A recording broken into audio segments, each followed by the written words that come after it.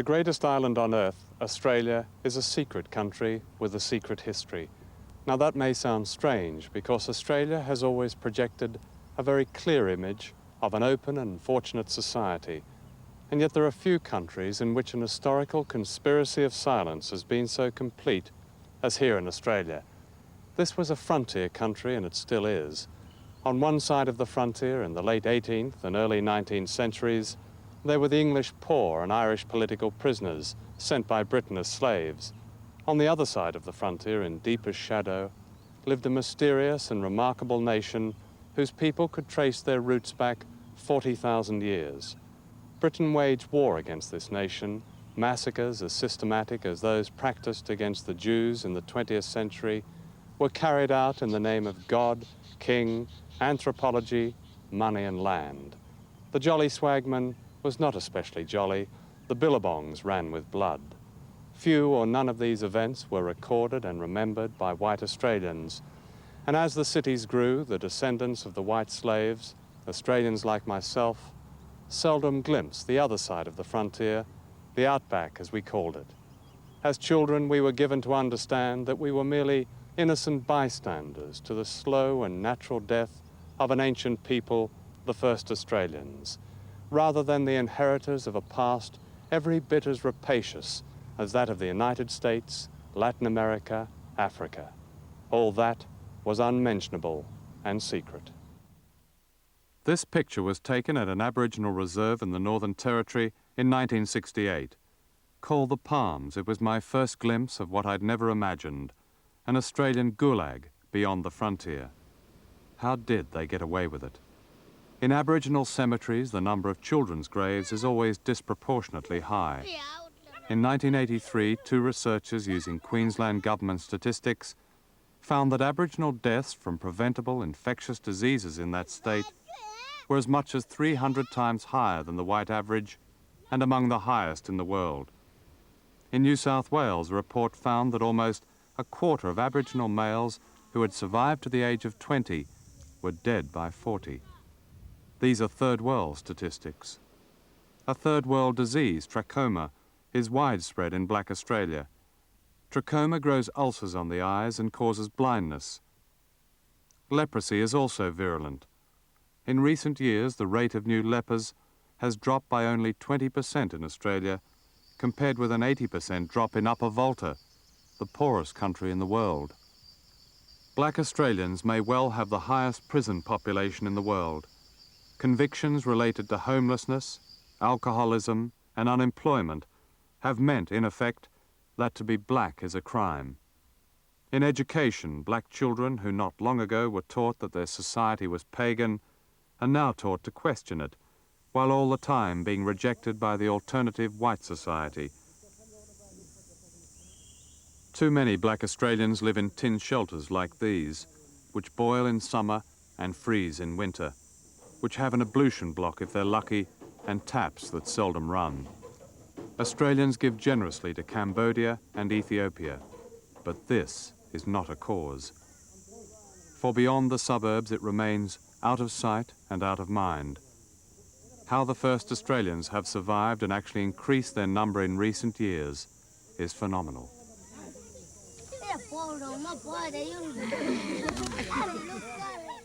All those can never kill the Aboriginal spirit.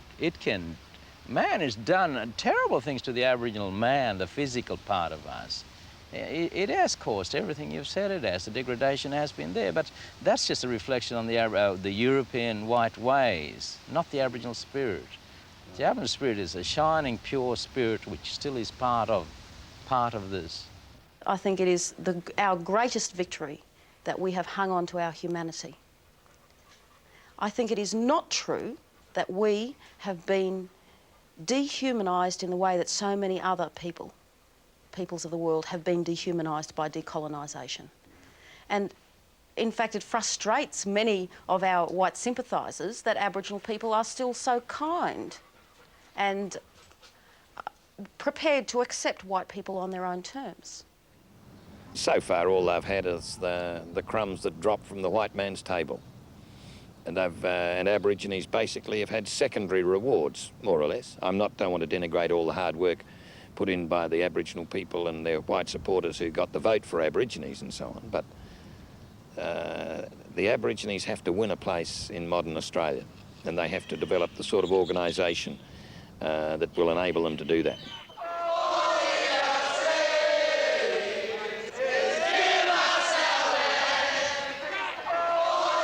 In the past 15 years, extraordinary changes have begun to happen in Australia. The nation on the other side of the frontier has risen from its deathbed and has begun to fight back. And what a spectacle it is, as the first Australians challenge some of the greatest transnational companies in the world, and governments, and historians, and assumptions and attitudes, and disease and neglect, in order that they may claim back their share of the oldest continent, their country. This film is a glimpse of their epic story. When Captain Cook landed here in Botany Bay, he was under orders not to raise the Union Jack without the consent of the inhabitants of Australia. But Cook and Captain Arthur Phillip, who followed with the first fleet of convicts, both disobeyed these instructions. And what followed was one of the darkest and least known periods in the history of Britain's empire. The British declared Australia an empty land, in spite of the fact that there were tribes with a total population of at least 300,000, perhaps as many as 1 million. No one knew exactly, because the first Australians were not counted as human beings. Decimation was swift. Aboriginal blood carried no resistance to white disease. Lieutenant Brady, Royal Marines, reported in 1788, "From the great number of dead natives found in every part of Sydney Harbour, it appears that the smallpox has made dreadful havoc among them."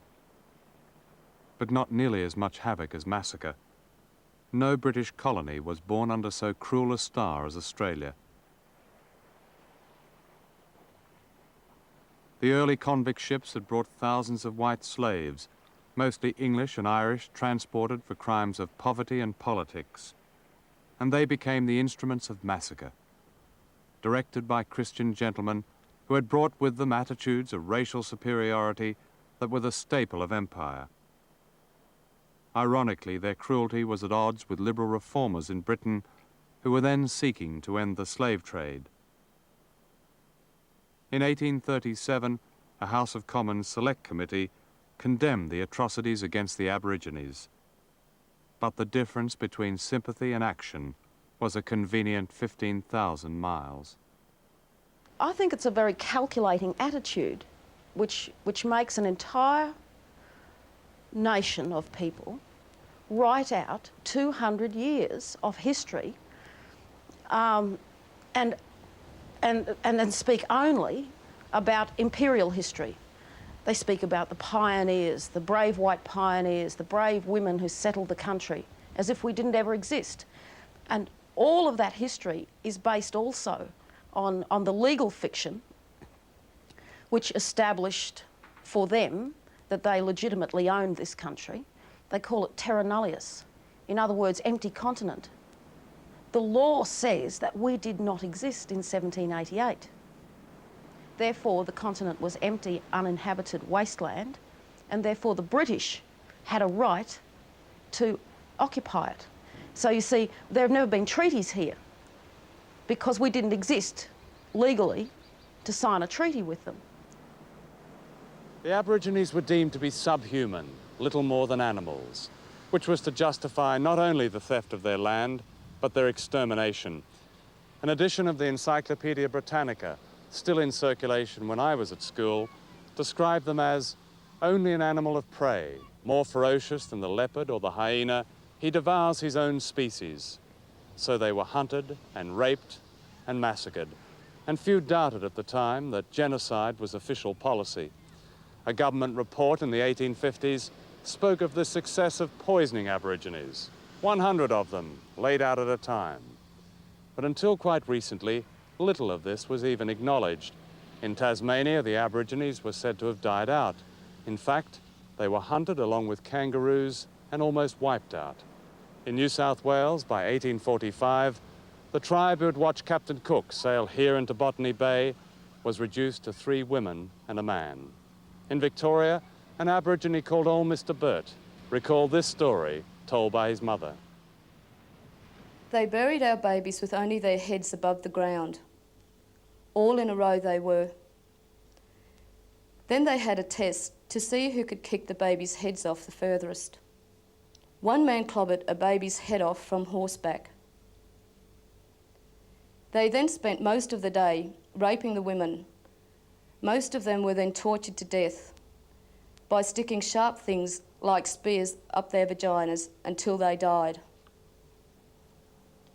They tied the men's hands behind their backs, then cut off their penis and testicles, and watched them run around screaming until they died. One of the most enduring myths about the Aborigines is that they did not fight back. In fact, a war of resistance lasted more than a century, some of it here on the banks of the Hawkesbury River, north of Sydney. During the 1930s, my father built a cottage here, on the beach at an Aboriginal place called Patonga. I think we knew that somebody had lived at Patonga at some time, but no one talked about it. In fact, an entire nation had lived here on and off for thousands of years. They were called the Jurag, a unique Aboriginal people, tall and slender, whose country extended to a 40-mile radius north of Sydney, and the mighty Hawkesbury River was theirs. And when the British established the town of Windsor in the early 1800s, a great war began. This war was not recorded in the Imperial Chronicles of Australia. Growing up here, I knew nothing about it, and I suspect that's still true of the people in the smart beach houses here today. And yet the Jurag inflicted on the British a casualty rate greater than that sustained by the Australian Armed Forces during all of World War II. And finally, after 22 years, outnumbered and without guns, they went down fighting to the last man, woman and child, a complete nation. Today, in a land of many cenotaphs and war memorials on which invariably is written, "Lest we forget," not one of them stands for those who fought and fell in their own country. By the 1920s, the British invasion had caused the deaths of at least 250,000 black Australians. Genocide on a massive scale. But this fact remained suppressed, except in the living memory of those who survived. Here in the Northern Territory, in the great isolated heartland of Australia, the killing of Aborigines continued well into the 20th century, and most of these also remained secret. However, in 1928, 150 miles from Alice Springs, a gang of police and cattlemen massacred at least 50 Aborigines, perhaps many more, and word got out. A public inquiry was held, and its findings were summarized in these 3 words: the shooting was justified. In giving evidence, Constable William Murray said, "We shot to kill. What use is a wounded blackfella 100 miles from civilization?" Indeed, in the 1930s, there were massacres around here. And in Queensland, they were called nigger hunts. And I've heard white men only 5 years ago recalling their days in the nigger hunts. And yes, they justified murdering us because we didn't use the land the way they did. And as I say, it was an utterly calculating attitude. They wanted our land, and to get our land, they had to get rid of us. We had pride in the land because, you know, we have all our sacred sites, we have all our things in there. We live by the land. We don't go and destroy the land. The land is our mother. That's what we believe in. And if it's going to be taken away from us, it's like taking someone's life away. If the non-Aboriginal people of Australia are willing to learn some of my grandfather's meaning for this country, then that may be able to give them some understanding what this really Australia is, what the history of Australia. Ned Kelly was only yesterday. You know, William the Conqueror was only yesterday. We got stories going back thousands and thousands and thousands of years. The uniqueness of the Australian past has been concealed. In the dream time of the Aborigine, the land is sacred, the beginning and end of life itself. The European attitude to land, that of a commodity to be bought and sold, built on and exploited, is incomprehensible to a black Australian. This is the Obiri Rock, a cathedral of the spirit, east of Darwin. The significance of these paintings was only understood by Europeans as recently as the 1950s and 60s. These pictures were painted more than 10,000 years before the pyramids.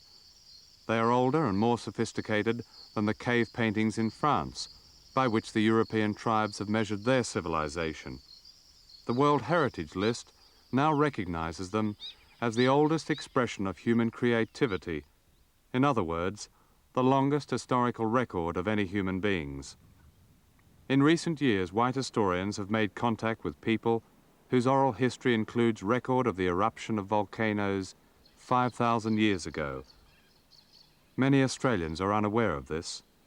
To them, the Aborigine is merely an object of pity, the poor old Abo. Many only see the frontier from their jumbo jet on its way to Singapore and London, although every summer they may feel it as winds from the deserts bring fires like this.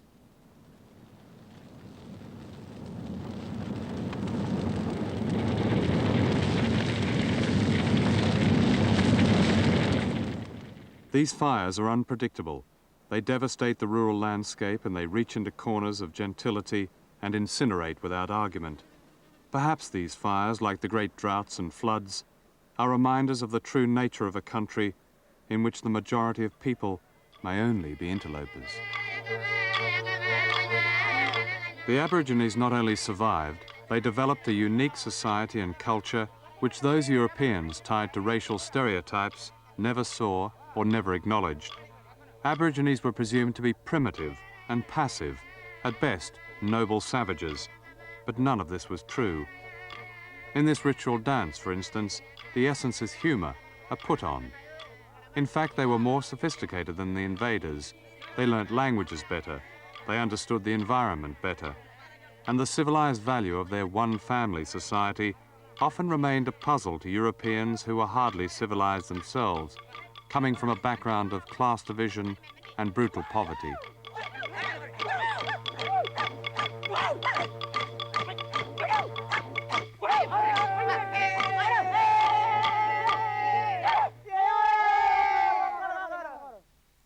One European observer wrote that generosity seems so fundamental to the blacks that they have no word for thank you, nor did they have any concept of the extremes of wealth and poverty, nor were they able to fathom the invaders' idea of equality, that of freedoms negotiated between elites.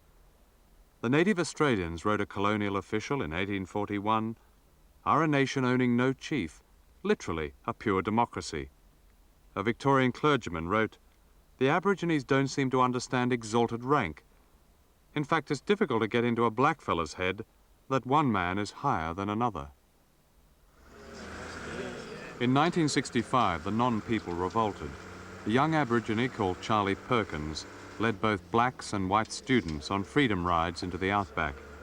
The idea had come from the freedom rides into the segregated southern states of America in the early 60s, and this town, Moree, New South Wales, might well have been Selma, Alabama. Life was divided racially at almost every level. Here at the public swimming pool, where black children were banned, Perkins and his freedom riders were confronted by an angry white crowd. Then a black woman stepped forward and made a courageous speech in which she pointed to white men who had gone secretly with black women and had fathered black children. "Tell your wives what you've been doing," she said. "Go on, they're just over there, tell them."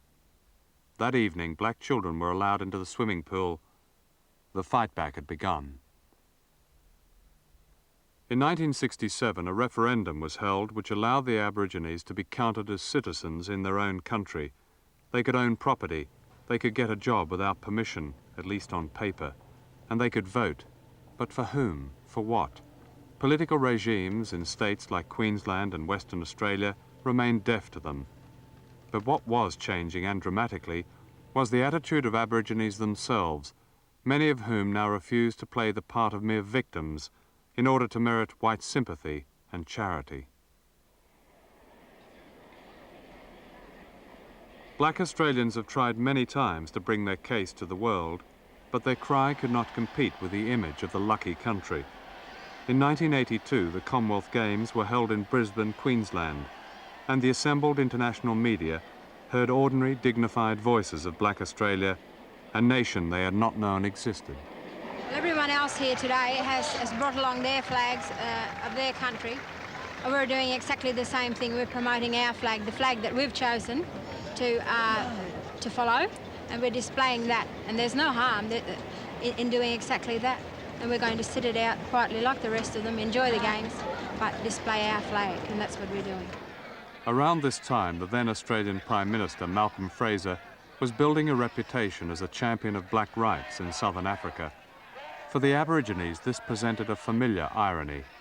The Fraser government had consistently refused to use its federal power against repressive states like Queensland, whose premier accused communists of disturbing his otherwise happy poor old Abos.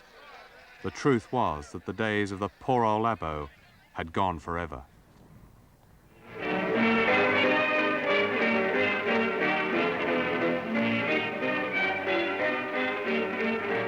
I am calling a corroboree of all the natives of New South Wales to send a petition to the King in an endeavour to improve our condition. All the black man wants is representation in federal parliament.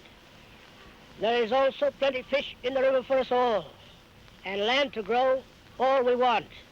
150 years ago, the Aboriginals owned Australia, and today he demands more than the white man's charity. He wants the right to live. At that time, the 1930s, the Protection Acts were in full force. The Chief Protector had the power to send mixed-blood children to missions, having wrenched them away from their Aboriginal mothers. In this way, the mothers could continue to serve their white masters, the masters were saved any possible embarrassment, and the children were civilized with Christian ritual. If any Aborigine objected to this arrangement, the Chief Protector could imprison him or her without trial, all of which, said the law, was to save the natives from being overwhelmed by the white race. In recent years, many of those children sent to the missions have tried to find their families. Well, the first time with me, as the story goes, is my grandpa said, "You don't take that kid," you know, so I was left. He stopped him, but then the following year, months later, he came back again, and then I was out with some other kids, and most of the old people had gone away from the station. And so Constable Bill McKinnon was able to take me, put me on the camel and take me, you know, till people realised the day after or the 2 days after that I was missing.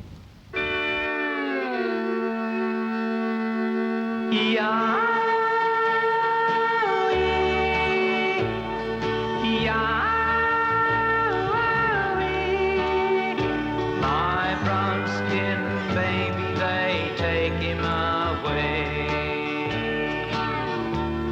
Between her sobs, I heard her say, "Policeman, taking my baby away.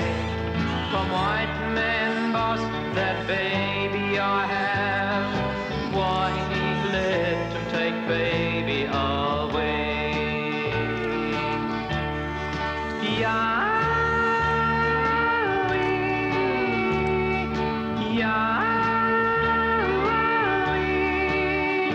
My brown-skinned baby, they take him away. I got European blood in me. My grandfather, my European grandfather, he is Scotsman. He come from Stockton-on-Tees somewhere, in England, somewhere there. He come over around the border up there. He come here. And he had Aboriginal wives, and he gave his children then his name, my grandfather. But the policeman, under the assimilation laws and this type of thing, he used to go and grab all us, grab my mothers and all that there, and put them in a compound because they were half European or whatever, or something like that. They put them in a compound. And my old granny, my old black granny, she'll come up there and try to talk to us, but we weren't allowed to. She'd get put in jail, or I'd be getting threatened to send up to places like Melbourne and Croker Island. The officials came for us with a policeman in the car, and my mother said, "You're not taking them." He said, "Well, I'll have to use this if you don't," patting the case with the handcuffs in it, you know. But we, in our childish imagination, we thought it was a gun. And could have both yelled in together, we'll go, Mum, we'll go, you know. And he was very kind. He tried to be, you know, very kind. And my mother said, well, I'm going too. And he still had her apron on and went 25 miles to Deniliquin. And we weren't there very long when the car took us then to Finley and on the train to Cootamundra. That's a train. Well, I heard years later how my mother cried and cried, and she went out. She had nowhere to go. And she went out into the bush, and my older aunt and them who were told them as they were coming past a certain point right out on the outskirts of Deniliquin, they heard us moaning like an animal, you know, and they stopped the buggy and went over to see, and they discovered that it was my mother lying under this tree and in the tall grass crying. She couldn't moaning, she couldn't cry anymore, you know, and they had to care for her and look after her, but we were already on our road, the way, or might have been in Cootamundra by then, you know, by train. But I often wonder how many other children were taken like that, just like animals, because our hearts were absolutely broken.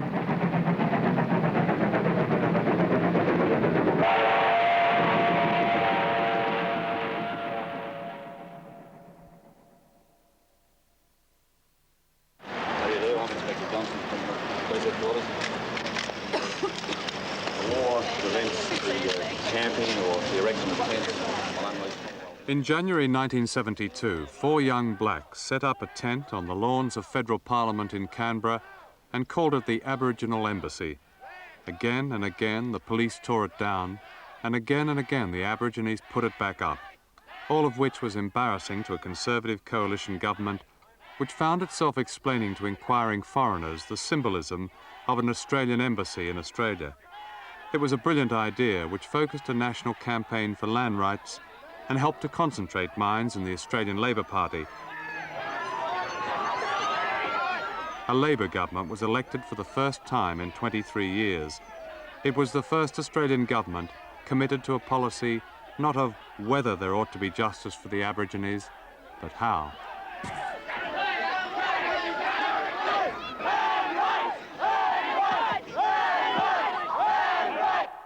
Prime Minister Gough Whitlam set up a commission which laid down principles for land rights legislation, in effect, the beginning of real self-determination. One of Whitlam's last political acts was to go to the land of the Gurindji people and become the first white leader to give back a piece of Australia to the first Australians. Viewed against the nightmare that had gone before, the Aboriginal renaissance that unfolded during the 1970s was extraordinary. These are but a few who became public names. Pat O'Shane, first Aboriginal woman barrister, first head of a government department. Charlie Perkins, freedom rider, now head of the Department of Aboriginal Affairs. Mick Miller, pioneer community leader, eloquent foe of Queensland politicians. Kevin Gilbert, poet and author of the first major political work by an Aborigine. Kevin Cook, a pioneer of Aboriginal cooperative training. Essie Coffey, award-winning filmmaker from New South Wales. Justin Saunders, an outstanding stage and screen actress.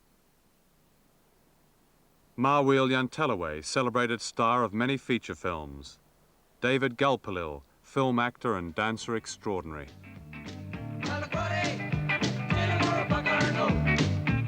Self-determination is happening in many ways. This is Central Australia Aboriginal Media, the first radio network to be run by and for Aborigines in their own languages. At the beginning, they couldn't believe that it was happening. I'd seen people cry when we first showed them how to find our radio, our station on the dial. I spent the first few weeks we were on air just going around the fringe camps, showing people if they got a radio, where they found it on the dial, and the people were just so overwhelmed. But to hear their own language to hear their own language on the radio.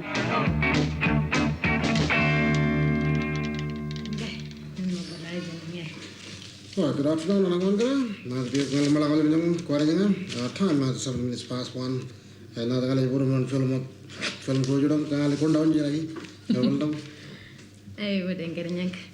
In 1986, a new television satellite will beam all the great milestones of Western civilization to the outback. Dallas, This Is Your Life, Sale of the Century. Youth Center, Nalan Piggly Wiggling got away. South Football Club meeting, From the coming of the first settlers and their sheep to the miners and their bulldozers, the Aborigines have lost out. With the coming of this new satellite, will a venture such as this be smothered and they lose out again?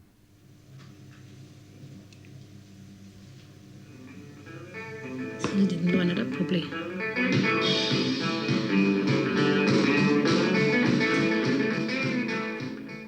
The same determination that is keeping alive ancient languages has produced from virtually nothing in 1970 Aboriginal councils that are democratically based and legal and medical services that are informal, accessible and truly part of the Aboriginal community.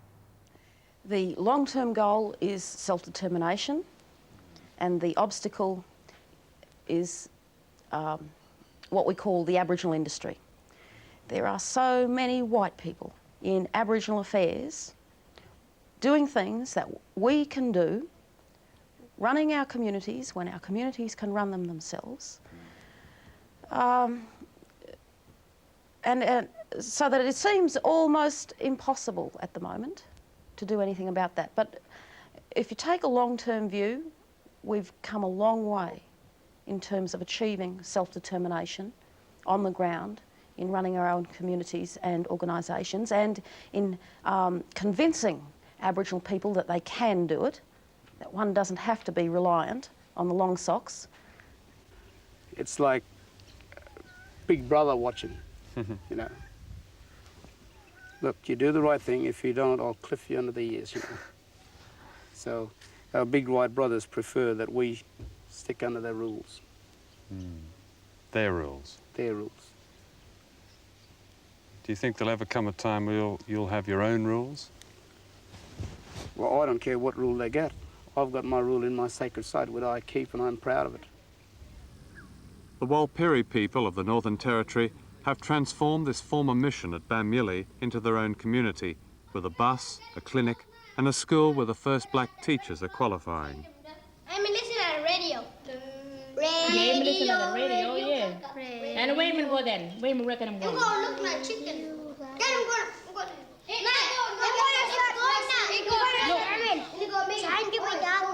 Well, he allowed his picture here. What him doing?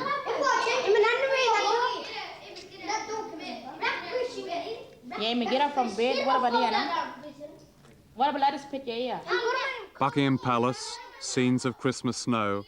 Education here is still white-controlled and has yet to look to the other side of the frontier, while the blacks are still asked to make all the compromises.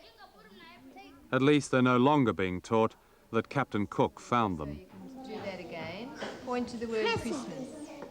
Far west of here are other resurgent communities where there are no compromises. These are known as outstations, where Aborigines run their own cattle and are self-supporting. There's little welfare, no TV and no alcohol. Several of them have shortwave radio and their own airstrips. 20 years ago, such a choice would have been unthinkable.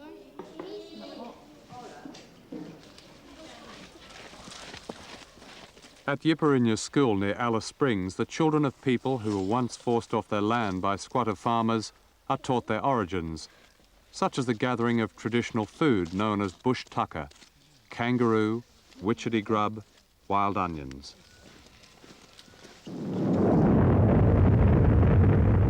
And this is how others regard the land. For the Aborigines, the history of mining in Australia is the story of brutal eviction without compensation. For example, at Mapoon in Queensland, the Aborigines refused to leave when the Queensland government awarded a lease to the giant Comalco company for bauxite mining. So armed police landed after dark, arrested the entire community, and burnt their homes, their church, their school and shops. That was 1963. There's no film record. Such atrocities were not news then. But by 1980, the Aborigines were waiting and organised. So much so that the police had to escort a drilling rig 1,500 miles to a sacred site at Nunkamba in Western Australia. Stay off the road. You've been warned. Stay off.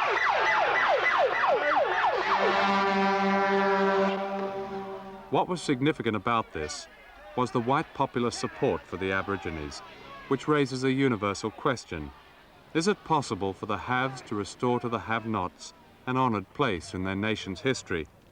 What is tantalising about these events in Australia is that the answer to that question is not predetermined, not yet, and that there still seems a possibility for reconciliation between people of the first and third worlds sharing one country. In some respects, Australia denies itself sovereignty, for it's the most foreign-owned of any developed country. So what does land rights really mean? Who really owns Australia? This is freehold land owned by most ordinary Australians. That is the 90% who live in suburban towns and cities. And this is land leased by the pastoralists, many of them large foreign companies, and farmers whose forebears squatted on land in the 19th century. These are national parks where the wildlife can only be shot with a camera. And this is vacant Crown land, nothing to do with the royal family. It's land owned by the state and federal governments. And this is the land that the Aborigines have won back as a result of limited legislation in the 1970s. Most of it is barren desert, the kind of land whites don't want. Unless, of course, there's something rich underneath it. We've got wastelands, wetlands, all swamps and all this type of business. And also, we own the Great Simpson Desert. We own the Stony Desert over here. We own only deserts and waste and wetlands. That's all we own. Yeah. And also, in South Australia, we own a place, what they call Maralinga lands. Now, the infamous Maralinga. You know, that's all polluted with plutonium and all the byproducts of uranium.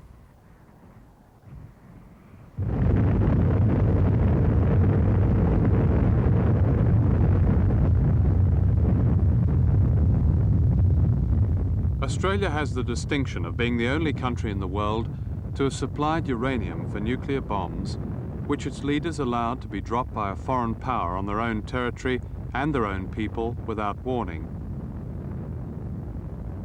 In the 1940s, the British were looking for somewhere to explode their new nuclear weapons. The central and western deserts of Australia were said to be ideal. Dr. Keith Locum, director of the Australian Radiation Laboratory, said, "There was the view in the back of everybody's mind that the land was unoccupied and likely to remain so. This view ignored the fact that an entire Aboriginal nation had lived on the land since before the arrival of Captain Cook. British history was conveniently repeating itself. More than 160 years earlier, all of Australia had been declared an empty land. At Maralinga and Emu Junction, between 1952 and 57, 9 nuclear bombs were exploded. Yami Lester was 12 at the time. His people received no warning. This was early in the morning. I was up playing. It might have been around about 7. Sun was coming up, and it was a warm morning. And we heard this bang, and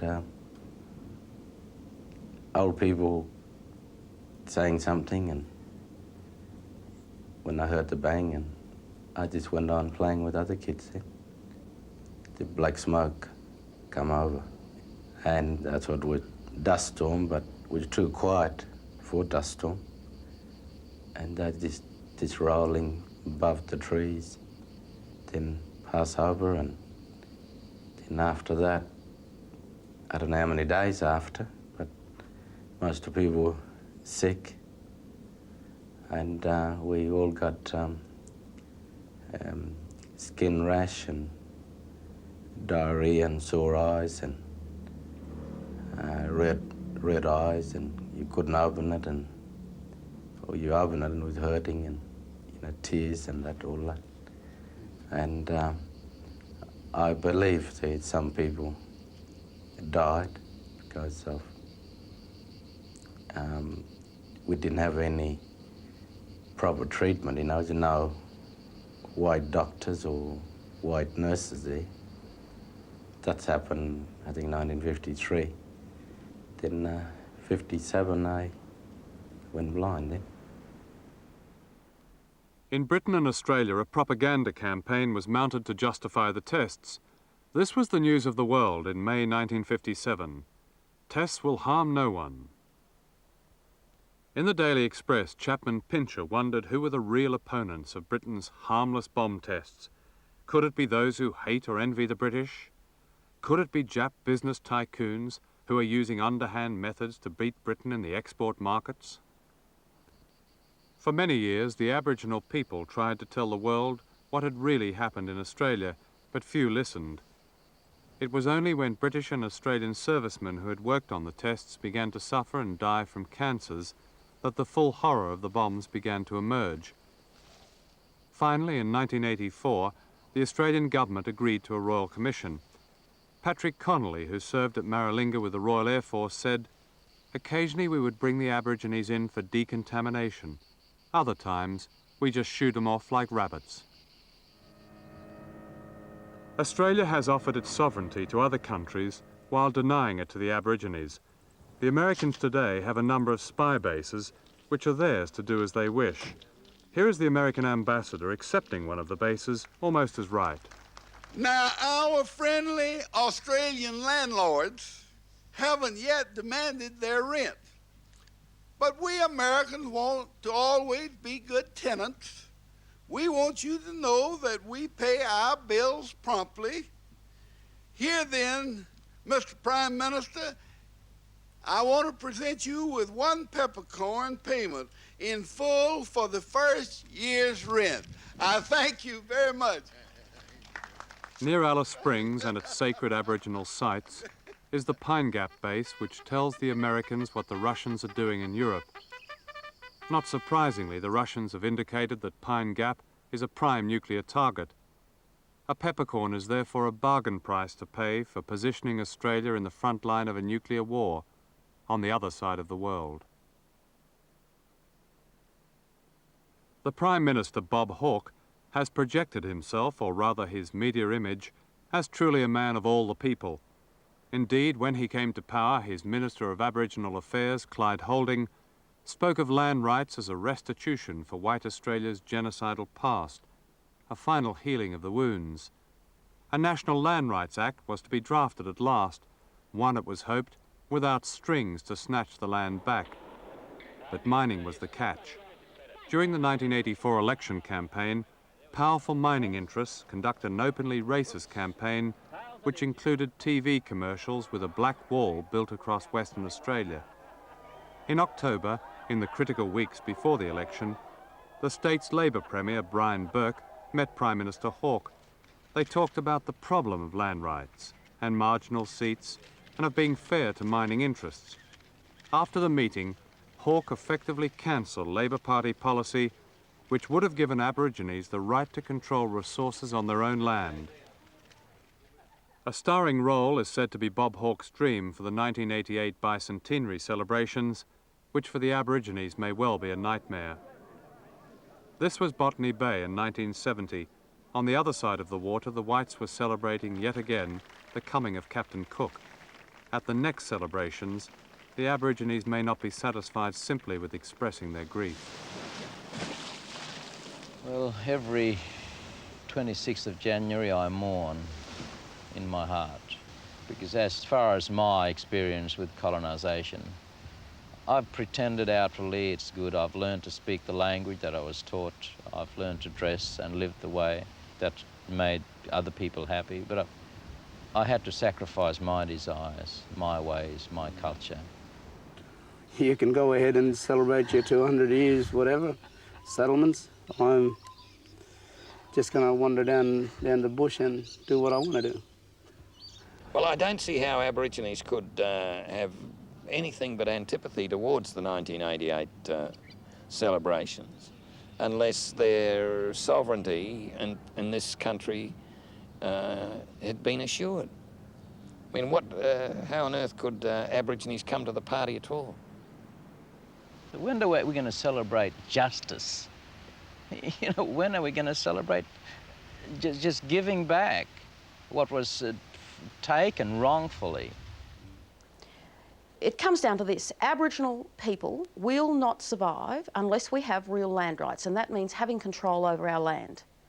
The right to refuse entry to outsiders, the right to say no to mining if we have to, if we feel that it's too dangerous, and so on. We have to have that kind of control. If we don't have that control, it means the end of the longest living human culture and religion on this planet. That's what it means. Nobody likes to see somebody lying down and taking it. The average Australian would give a lot of support to the Aboriginal groups who are really who are going to stand up and take the fight to the powers that be to establish a very significant Aboriginal Australia.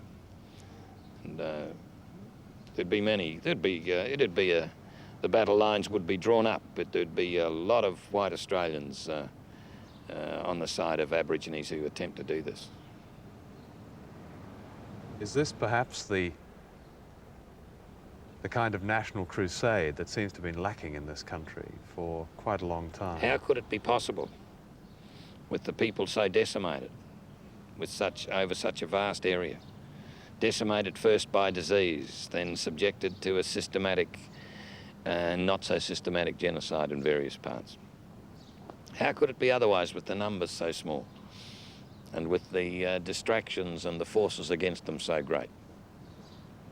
But when it does emerge, it should be, there'll be many people in Australia ready to help it. In your lifetime, do you think? I hope so. I hope so, yeah. Are you hopeful or pessimistic about a reconciliation between white and black Australians?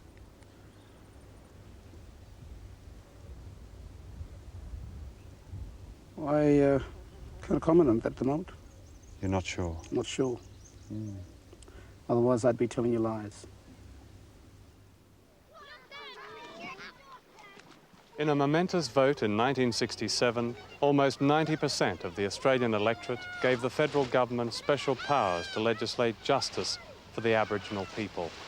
It was the greatest majority in Australian political history, and since then, some justice, some rights, some land, and some pride have been won back. And yet in this rich country, Aboriginal children remain sick and malnourished, and their death rate from simple, preventable disease is not very different from that of children in poor countries in Africa and Asia. This almost incredible situation is not a medical problem, but a political one. And the obstacles to overcoming it stem not from malevolence, but from a lack of political will to match sympathy with action. Support for the underdog has always been a powerful myth in Australia, in a white society with the humblest of origins. And like many myths, it's partly true. Radical reforms like voting rights, minimum wage and childcare legislation were pioneered in Australia. But when do the benefits of this noble and fragile tradition reach those whose extraordinary generosity of spirit has been expressed in this film? And what will happen in 1988 when 200 years of European settlement is celebrated? What version of events will be told then? An acceptable version, a compromised version, or the secret truth? It seems to me that until a committed policy of reconciliation, of real nationhood, is offered to the first Australians, those who came recently can never claim their own.